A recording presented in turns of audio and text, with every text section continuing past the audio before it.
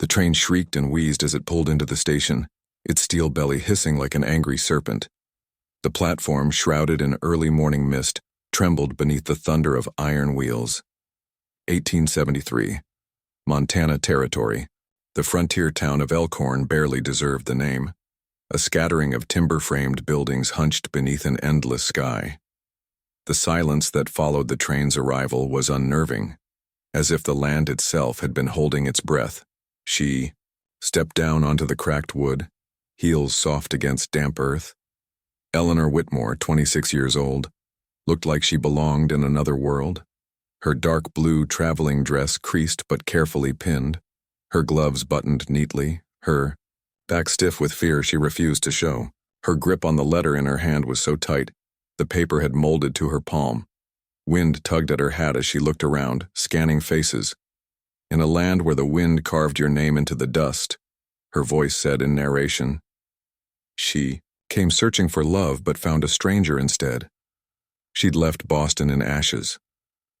Not literal ones, though the fires of war had spared few homes, but the ashes of memory, of grief, of a life she could no longer live. Her husband, Samuel, had never come home from the field hospital. Consumption, they'd said. His lungs had collapsed before peace ever arrived. Eleanor had sat with him until the end, pressing cool cloths to his forehead, whispering prayers into the empty space where hope used to live. When he passed, she hadn't cried. Not at first. She had simply sat there as the light faded from his eyes and the world tipped into silence. The world after was unbearable. The clatter of the city, the endless reminders of things she no longer had. A warm laugh, a gentle hand, a purpose. Then she saw the ad in a lady's journal. Rancher in Montana Territory seeks virtuous, sturdy woman for marriage. Will provide home, land, and loyal companionship. No drinkers. Must be God-fearing. It should have sounded cold, clinical, but something in the tone of his letters once they started writing was anything but. Thomas Calder. The name itself had weight. His penmanship was steady, looping. His words, thoughtful, poetic. A man who had lost his wife to typhoid, who wrote about sunsets over his land and the ache of silence in his cabin. He wrote like someone who had known pain and come out the other side, still believing in something. They wrote for months.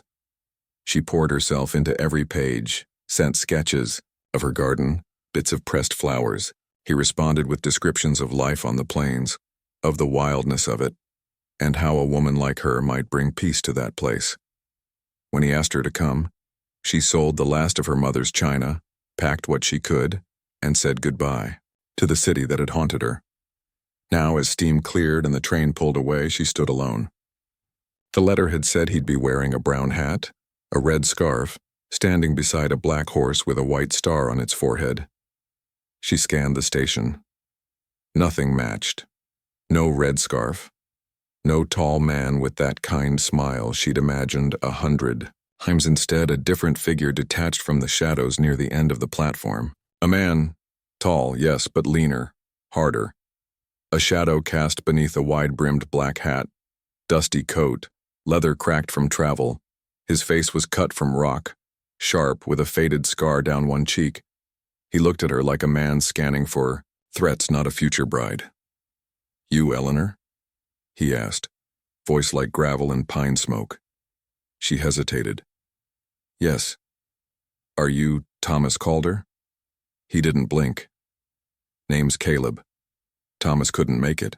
Sent me instead." Something tightened in her chest. "Is he all right?" "Hurt himself. Horse bucked and threw him last week. Broke some ribs. He's laid up. Asked me to bring you to the ranch." She swallowed hard. "That's kind of him. Let's get going. Got a long ride ahead." Before she could protest, he was already hoisting her trunk into a rough wagon hitched to a mottled gray horse. The buggy smelled of leather and wood rot. She climbed in, her skirts rustling, heart pounding. He didn't offer help, just snapped the reins and turned them toward the open plain. The ride was long, Cold wind bit at her cheeks as they moved away from what little civilization the town had. She tried conversation, asking about the ranch, about Thomas, what he was like in person, but Caleb kept his eyes on the trail, answering in one-word replies or not at all. The more she spoke, the more the silence swallowed her. She looked at his hands on the reins. Calloused, worn. A man who'd worked, who'd likely fought, perhaps killed. Her own hands, neatly gloved, twisted together in her lap. As dusk stretched, over the land the path turned, not toward fields or fences, but into wooded terrain. Trees pressed in close and the wagon lurched on rocky paths. "This doesn't look like ranch land," she said. He grunted. "We'll stop for the night. Storm's rolling in. Safer under cover." She looked up. Thunderclouds massed in the distance, angry and low. He was right about that, at least. They reached a small shack just before nightfall. It leaned to one side like it had grown tired of standing. Its windows were broken, roof patched with canvas, a structure clinging to survival. "This is the ranch?" she asked, heart sinking. "Just shelter. Thomas will meet us tomorrow." Inside, the air was stale. A broken chair, a rusted stove, ash in the hearth. Caleb worked silently to build a fire. She watched him. Stiff movements, not the ease of someone coming home. She wrapped her shawl tight and sat near the warmth, not facing him. Later, as he stepped outside to tend the horse, she unbuttoned her satchel and pulled out one of Thomas's letters. She read by firelight, whispering his words like prayers. "You are the light in the long winter of my life. Come west, Eleanor. Come where your heart might rest, and we might build something brave together." She closed her eyes. His words had saved her. Given her something to hold on to when everything else was gone. Something about the room felt wrong. She stood, stepping lightly over the warped floorboards, ashes in the fireplace. She stirred them with a stick. Beneath the gray, a scrap of paper. She pulled it out slowly, heart quickening, burned at the edges, faded by smoke. It was her letter, her own handwriting, the one she'd sent just before boarding the train. No one but Thomas should have read this. Her blood turned to ice. Caleb hadn't been sent by Thomas. Caleb had read her letters. He had lied. She stumbled back, pressing her hand to her chest. A low creak outside, the door opening again. She shoved the letter fragment into her skirt pocket and curled up in the corner by the fire, pretending to sleep. Caleb said nothing, just sat down across the flames again, pulling out a knife to sharpen slowly. Steel whispered against stone again and again. She stared into the firelight, eyes wide open in the dark. Tomorrow, she thought, she'd find a way out. If the wilderness didn't. Morning broke with a roar. The sky cracked open, unleashing a wall of rain and thunder that seemed to shake the very bones of the forest. Eleanor woke to Caleb shouting over the storm, already saddling the horses with the urgency of a man who knew what the land could do to the unprepared. Mud churned beneath their boots as they moved. She stumbled through the wet hair plastered to her forehead, shivering through soaked fabric that clung to her skin like ice. They left the shack behind as the wind screamed through the trees. Caleb's voice was low and clipped, barking orders, more to the elements than to her. She barely managed to get onto the saddle. The horse beneath her jittered with every crack of thunder. Rivers swelled fast, angry with rain. They forded one, barely clinging to their mounts. Eleanor nearly swept, away by the current. Her fingers bled from gripping the reins too hard. At times she thought she might collapse from the weight of exhaustion and fear. But Caleb was unnervingly calm, hands steady, gaze always moving. He knew the land, and it obeyed him in a way that both comforted and terrified her. They lost one of the pack mules by midday. It slipped on the rocks and tumbled into a ravine with their food stores and part of her luggage. Caleb swore under his breath, voice darker than the storm overhead. She caught something, a muttered phrase he didn't mean for her to hear. "Ain't no damn ranch." She didn't say anything, not yet. But the weight of his lie pressed harder than the saddle beneath her. Later, when the rain let up and the sun broke through in dim, watery streaks, She saw her chance. Caleb had dismounted to check the trail ahead, his back briefly turned. Her heart hammered. She dug her heels into her horse and took off into the trees. Branches lashed her face. Leaves tore at her dress. She didn't know where she was going, but she knew she had to go. Behind her in hooves, Caleb shouting. She urged her horse harder, faster. Then the forest went silent, eerily so. A growl cut through the quiet like a knife. Her horse reared, violently, nearly throwing her. Something lunged from the underbrush, gray, snarling, eyes yellow and wild. A wolf. She screamed as it leapt, claws outstretched. A gunshot exploded the silence. The wolf jerked midair, collapsing in a heap at her feet. Caleb was there, rifle still smoking, eyes blazing with fury. He yanked her down from the horse and shook her, his grip tight on her arms. "Are you out of your mind?" he shouted. "You think you can outrun this land? It'll eat you whole." She pushed him off, breath hitching. "You lied to me. You said Thomas was waiting." He didn't answer, just turned away, jaw clenched, rage twisting his features. That night they made camp near a shallow river. The sky had cleared, but the air was cold. Eleanor sat across the fire from him, wet clothes steaming faintly in the heat. Caleb stared into the flames. "He's gone," he said finally, voice flat. "Thomas? He's dead." She looked up slowly. "How? Doesn't matter. It matters to me." He stood abruptly, walked to the edge of the river, then turned back. "They came looking for me. He got in the way." She rose to her feet. "Who?" "Men I used to ride with after the war. Things went bad. I walked away and they didn't. Now they want blood." He stepped closer, his silhouette sharp in the firelight. "You keep pushing like this, I'll leave you right here. See how far you get on your own." Their eyes locked. A long silence passed between them. "You're not going to leave me," she said quietly. His face didn't move, but something in his posture shifted, a weariness she hadn't seen before. He didn't reply. Sleep didn't come easy. The river whispered all night, and she kept one eye open for movement. The attack came just before dawn. A whistle cut the air, then a shot. Caleb sprang up, shouting, "Down!"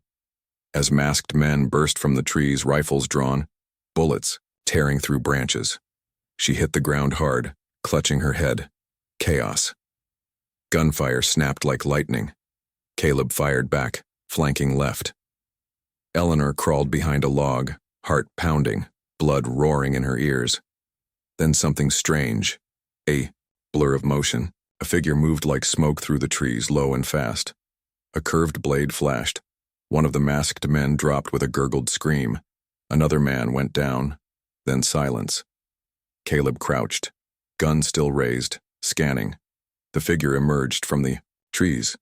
Tall, lean, face painted in earthy tones, long dark hair braided tight.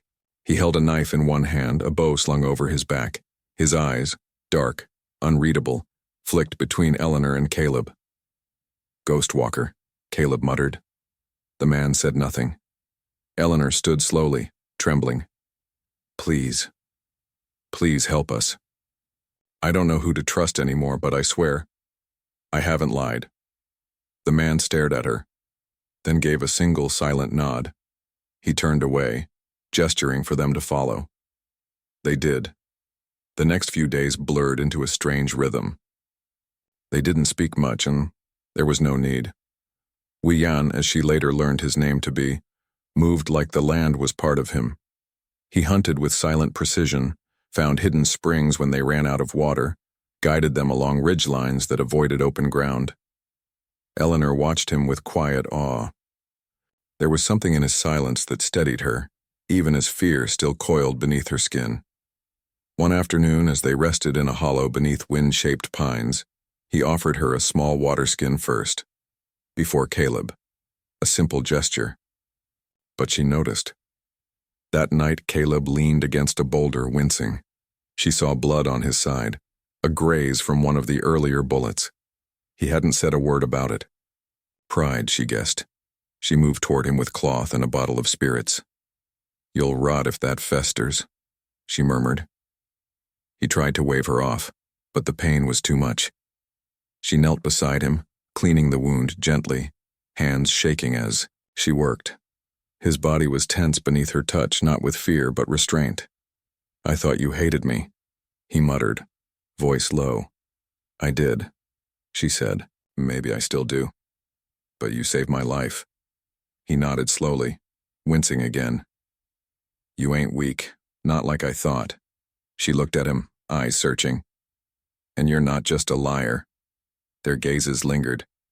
Neither of them said the truth, out loud, but both knew something was changing between them, something neither had expected. The clearing was still, wrapped in the hush of dusk, the trees painted gold by the dying sun.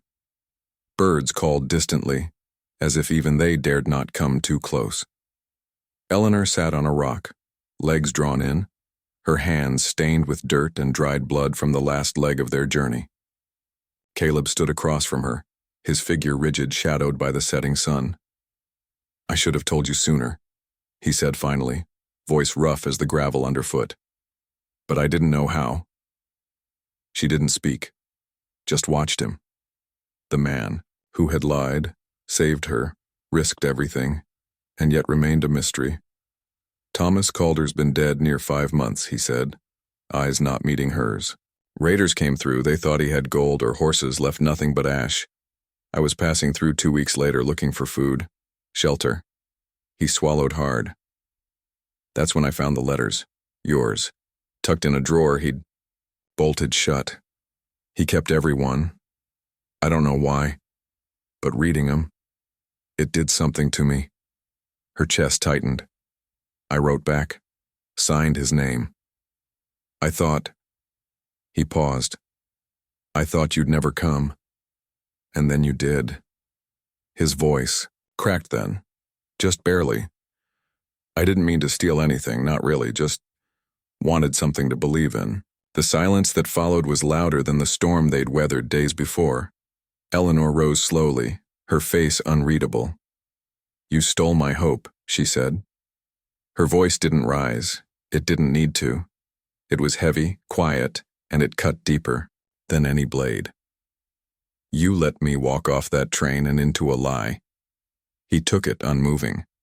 No defense, no justification. Wian stood nearby, leaning against a tree. He had been listening, as he always did, his eyes calm, but deep with knowing. "When—" The moment stretched too long, he spoke, not loudly, but with the weight of mountains in his voice. "Truth is the first arrow," he said. "Pain is the second." Eleanor turned her gaze to the trees beyond, where the trail curved away into wilderness. She could go back. There was a small mail route near the mining town to the south. Someone would take her. She could leave all of this behind, the lies, the blood, the fire. But what was left for her back east? A city of gravestones and ghosts? The night came down hard, clouds swallowing the stars. They made camp in the shell of a forgotten outpost, the wind moaning through broken timbers like the ghosts of old soldiers. Eleanor sat near the fire, Caleb a few feet away, his shoulders stiff from a fresh wound bandaged poorly. Wian had vanished, into the dark, scouting as always. Then came the sound, faint, but wrong. Hooves. Voices. Caleb was on his feet instantly, cocking his rifle. "They found us." The fire hissed as rain began to fall, light at first, then harder. The wind rose like a warning cry. Shadows flitted past broken windows. Then bullets tore through the air, wood splintering, glass shattering. "Down!" Caleb shouted, pushing Eleanor behind a beam. She scrambled for cover as the outpost exploded into chaos. Gunfire cracked like thunder. Caleb fired again and again until his rifle clicked empty. He drew his knife. A shape leapt through the door. One of the bandits, soaked and snarling. Caleb met him head-on. The two men crashed to the floor in a blur of fists and steel. Eleanor ducked as a shot whizzed past her ear. Heart pounding. She reached for the pistol Wian had left her. Her hands shook violently. Another figure loomed in the doorway, aiming right at her. She pulled the trigger. The man dropped. Silence rang louder than the gun's report. Outside, a high-pitched whistle, Wian's call. Then all hell broke loose. The scout emerged from the trees like a storm himself, leading a wave of panicked horses straight into the bandits' flank. Confusion reigned. Bandits scattered. Wian moved like wind, blade flashing, vanishing into the smoke, reappearing elsewhere. Eleanor crawled to Caleb. He was bleeding badly, lips pale. "They're leaving," she whispered. He gave a weak smile. "Told you I'm cursed." She held his hand tight, eyes brimming. By dawn, it was over. The bandit leader lay dead in the dust. The rest, gone. The outpost smoldered in silence. They buried the bodies where the rain had softened the earth. Wian offered no prayers, only a firm nod when Eleanor placed a small carved token, one of her husband's, atop the gravesite. The three sat by the ashes, morning light casting long shadows across them. "I can't stay," Caleb said, barely more than a breath. "Too much blood on my hands. They'll keep coming." Eleanor didn't argue. Wian looked at her. "I go west. There is a place, a village that will take you, if you wish." She didn't answer right away. Her fingers toyed with the wedding ring still hanging from the chain around her neck. She looked out across the horizon to the line where the land met the sky, the place where everything ended and began. Caleb stood slowly, pain etched into every motion. He turned to her, expecting a goodbye. Instead, she walked to the fire. Removed the ring, watched it glow, then blacken as it fell into the flames. She didn't cry. She was done crying. When she turned back, she met Caleb's eyes, then Wian's. "I'll go," she said. She wasn't sure if they understood yet, that she meant west, forward, not back. But they would. In the days to come, they would ride again, not as strangers or captives, but as something forged in fire and blood and truth, and the land would remember their names. Narration. Sometimes the person you were meant to find isn't the one you were looking for. Sometimes the journey itself is the answer. Cut to, the three of them, Eleanor, Caleb, and Wian, silhouetted against the rising sun as they ride westward, fading into the golden horizon. Voiceover, closing. If this story moved you, if you believe in resilience, in hard-won hope, in the quiet strength of second chances, like, comment, and subscribe. And remember, the frontier doesn't just test a person, it reveals them.